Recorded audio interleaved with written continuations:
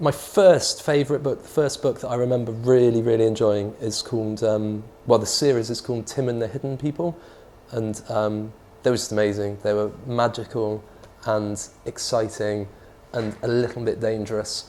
And it just blew me away that you could enter these really vivid worlds, and they've always stuck with me. My first pitch book was called Tobias and the Super Spooky Ghost Book, which was named after a cat called Tobias in those books. So yeah, that's probably the first one.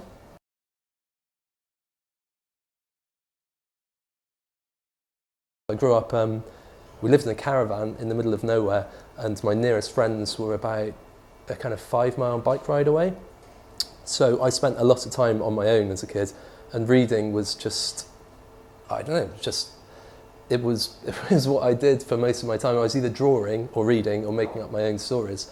So yeah, reading informed my view of the world, I reckon. I think it's massively important.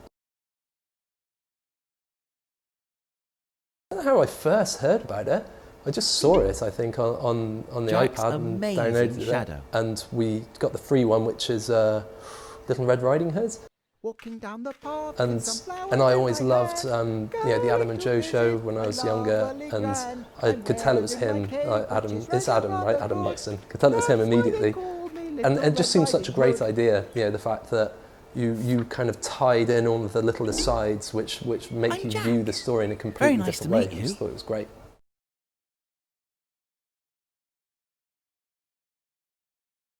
It depends what's working on any given day. There are some days when I sit down to do some drawing and it just doesn't happen. I get incredibly frustrated, and I look at and on those days I look at people's work. I always seem to see people's work that's brilliant on those days. I'm like, I'm going to snap on my pencils, this is no good. And what I normally find is on those days I sit down and do some writing, and then it works. So I guess, it depends which I'm feeling more.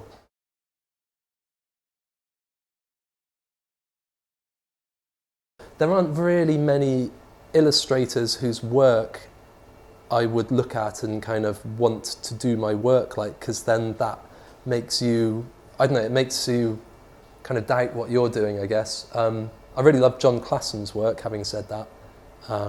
There's loads of people, there's a whole bunch of people. The biggest influence on me in my life was probably Simon Bisley when I was like a teenager. He did comic book work for 2000 AD. And and I used to copy his work like religiously. I'd sit there and try to make it look exactly like it, which in a way did help because it taught me how to learn some techniques.